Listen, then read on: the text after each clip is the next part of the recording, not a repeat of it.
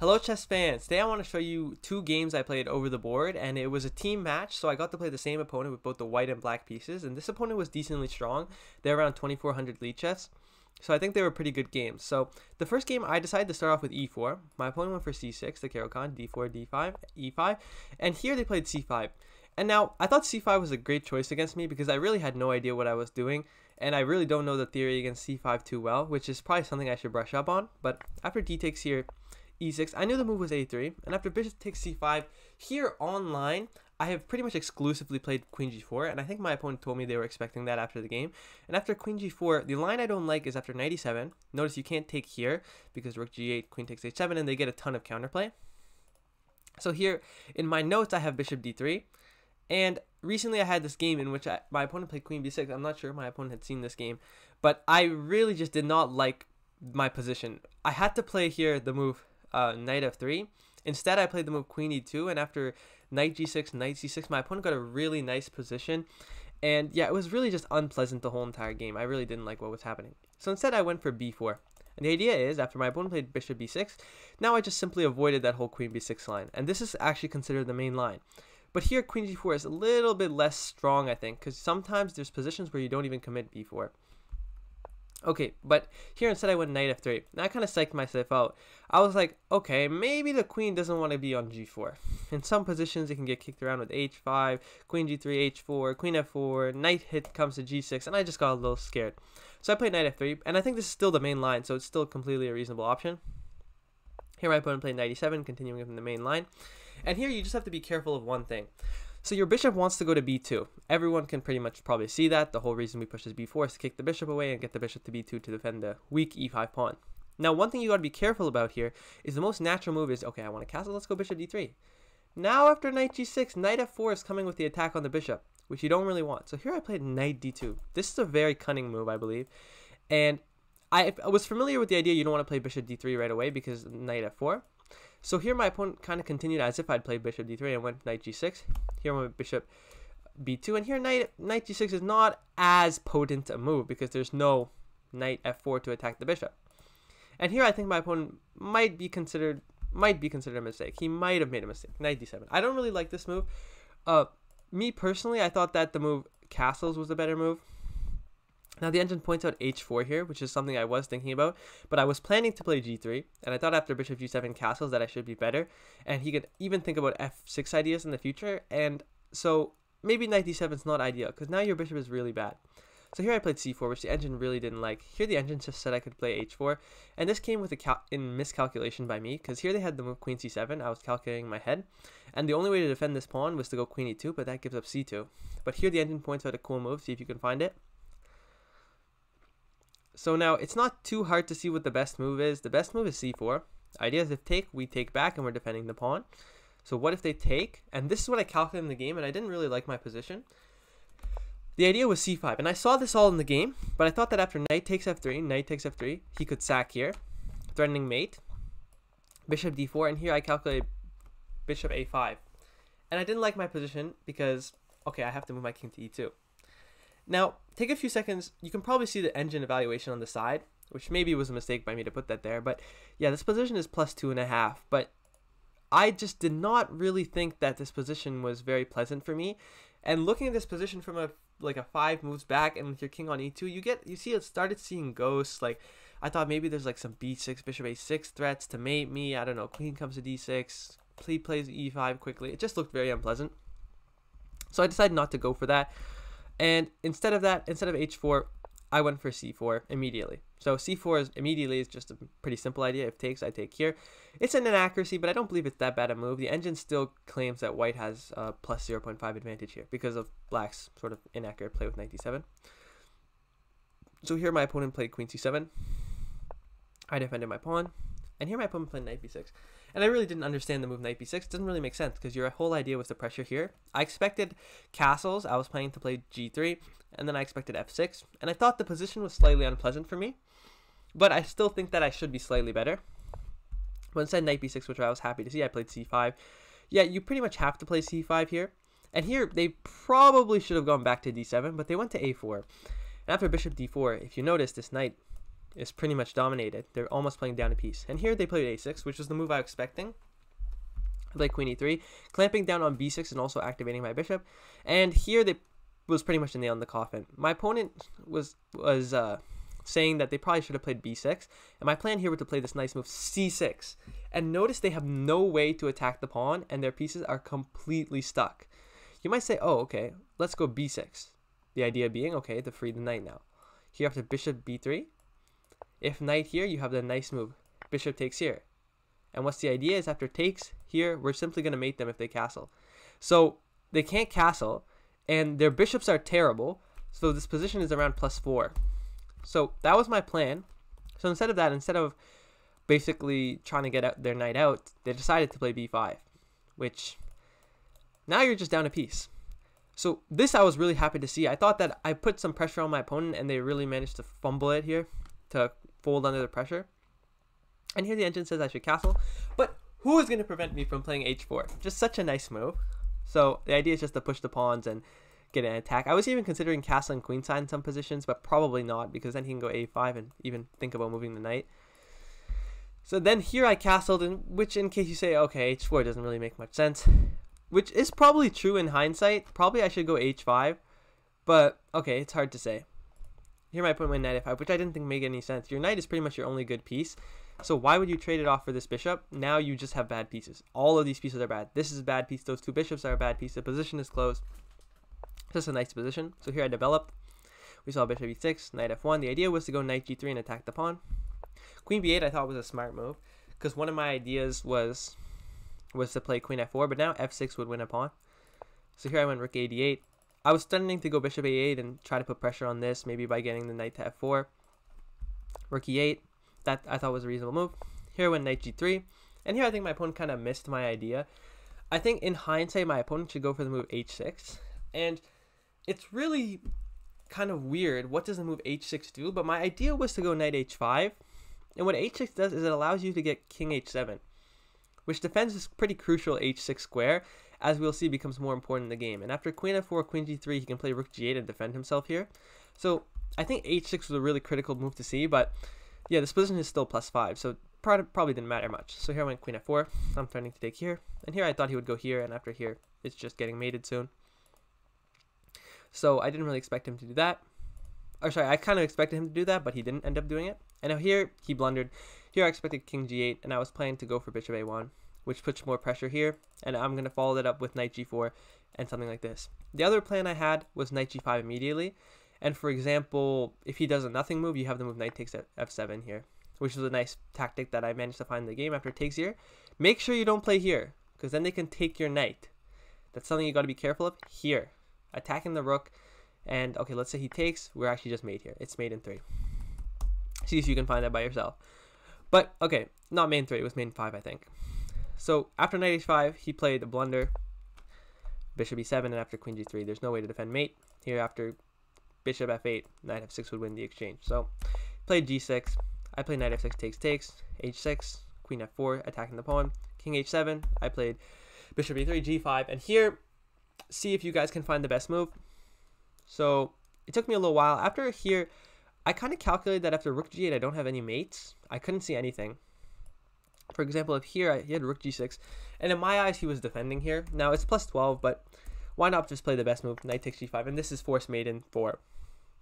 Here my opponent played king g8, and after knight f3, I'm turning, as you can see by the arrows, this mate, and here my opponent resigned.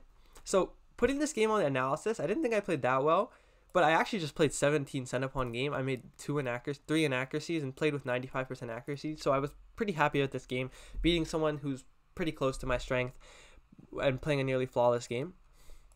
So let's look at the time I got black against them.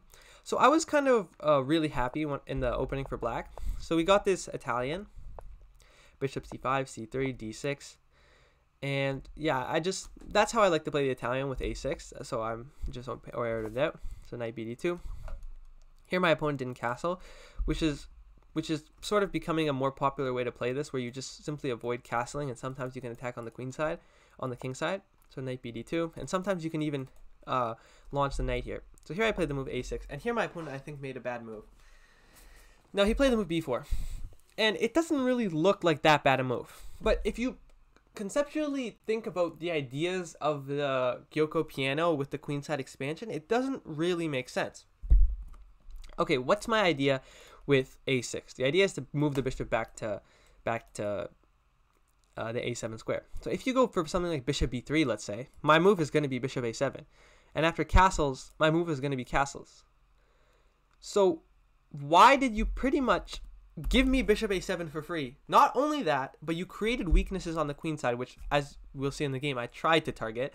Not effectively, of course. And you're losing tempos. So I went bishop here. They castled. I decided to castle here. And here they made another bad move.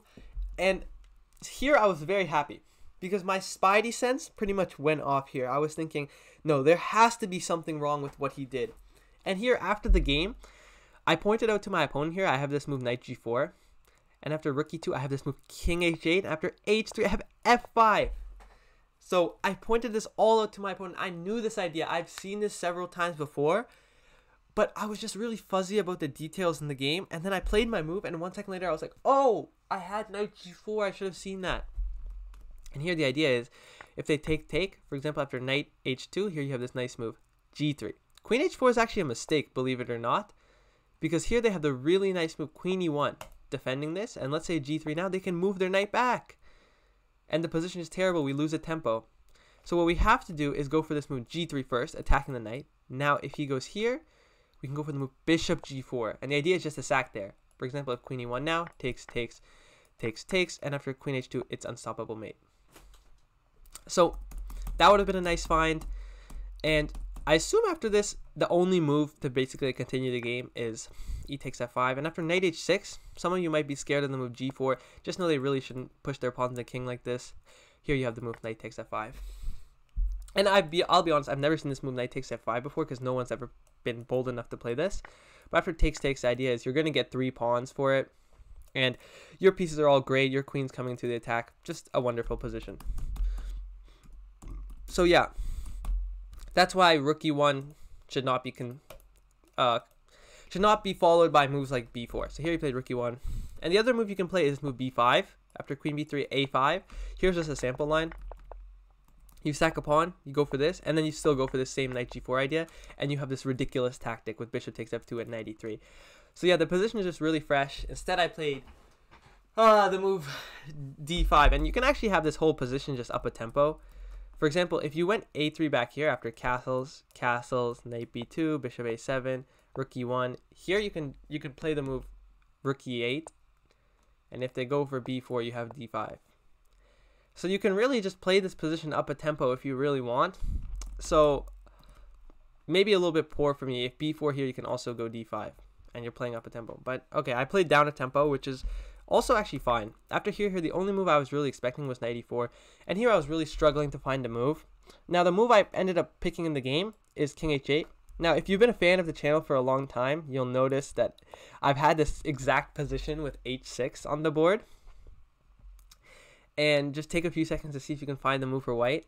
Here, very nice tactic. Bishop takes h6. After pawn takes, you have bishop takes here, takes, and this fork. And this is how I lost. This is how I actually swindled that game. But I managed to get a losing position in my last year's nationals. So after queen b3, I thought this was a really bad move because I didn't think it made any sense. After here, my whole idea was to give up this pawn. And for the longest time, I thought I had bishop takes f2. And after king takes f2, I was calculating, oh, queen f6. What does he do? Let's say he goes back. Oh, I win this. Okay, then I was like, okay, what if I go queen f6 right away? Oh, then he has d4. So then bishop takes f2 here. Queen f6 is just winning.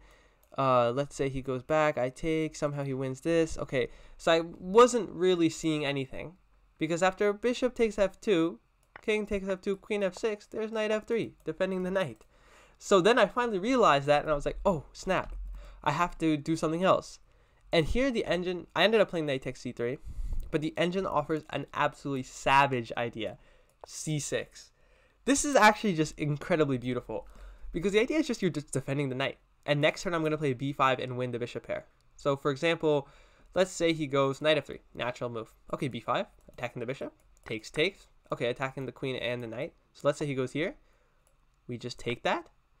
Queen takes.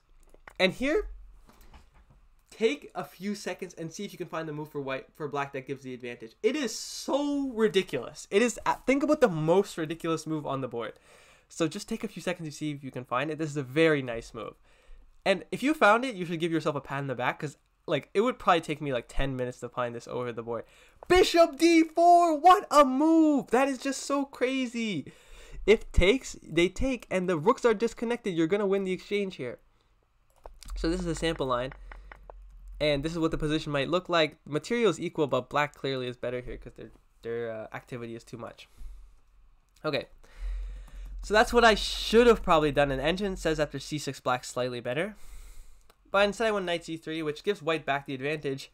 And here I really only calculated knight f3, which was apparently the best move. And after here, I kind of thought we would get bishop e3. And the idea is bishop e2, I didn't think my opponent wanted to... I thought my opponent really wanted to keep pieces on the board. And because if he keeps pieces on the board, if we look at this, it's all sort of very actively developed. So I expected this more than I expected any sort of other move. But here he played bishop e2, which is also a fine move. So here I can only go to knight b5, otherwise my knight's trapped. And here we went bishop takes c6. And here is probably the worst mistake I made of the entire game. So here I was calculating for a long time knight d4. After knight d4 I calculated, takes, takes. I saw bishop takes, queen takes. And here for the longest time I was having problems with the move rook f5. Yeah, rook f5. I was like, oh, I was starting the rook, and I was starting f2, and he defends and attacks me. I'm lost. Now if I defend this, I'm lost. The rook is hanging in the corner. Now I completely missed this, unfortunately, in the game. I forgot that I was attacking both. And after queen takes, here he has to go for the move rook e1, and after queen takes f2, king h1, something like king h8 here. Why not here? Because rook f1, oh, that's nice. Yeah, because I'm pinned. So king h8 unpinning. And the position is maybe slightly better for black because he has this isolated pawn. Probably would end in a draw, though, because he's really active here. So yeah, an unfortunate miss. And also notice that I can't take the knight. Some of you might have been wondering that because I get mated. And then mate. So, yeah, that was a really unfortunate miss. Somehow not missing the hanging rook in the corner. I ended up taking here, which is losing. Takes, takes. Knight f3, knight d4. And here my opponent blunders with bishop takes d4. After bishop d4, the only move I calculated was takes, takes. Here and here I was thinking that after queen b4 I should be about equal. I thought that, okay, his pawns are pretty weak, and yeah, position looks around equal. Now I didn't see rook d5. And here, yeah, I had to play this move bishop f6. After bishop f6, I was worried about knight takes d4, and really shows you that I was missing a lot of things in this game because this is just mate. So after queen f6, probably the best move is to go rook e1. Now I don't suspect my opponent would have gone rook e1. I think that he probably would have played something like this and then offered a draw soon, because I think I could see that he was really tense during the game, and yeah, okay, this is probably just a draw.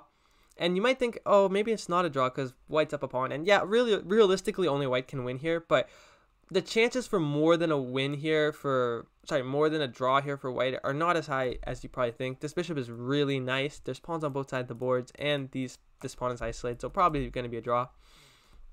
And the other option I had was takes, takes, and now takes here, because after knight g5, as we'll see in the game, this no longer comes with a fork. So here I have the move h6. And here what I expected was check here and something like... I saw some sort of perpetual here, I thought, but maybe not. So maybe knight e6, attacking this and this. And if here, queen takes b7. So he would have still been probably doing well here. But not as bad in the game, because in the game, I kind of freaked out. I was like, oh, I completely missed rook d5, and then I took here. After takes, takes, knight g5 came, and I was like, oh, I'm losing. So now here, when you're losing, you kind of just got to hunker up. And my opponent had like 1 minute here, and I think I had 2 minutes here, and the game was at a 25 minutes, so I was like, maybe I can still draw this. Now this position is +7, so it's not going to be easy to draw this, but I started off by playing the best move, which I thought was pretty good. Here my opponent went knight f7. Yeah, notice my opponent thought that I had rook f6 here, but after queen e4, he's actually winning. After here, it's game over. So yeah, that's what I saw during the game, and also if queen e4, rook h6 is even worse. Knight here, here, here. And now he's even threatening mate, so this would have been terrible.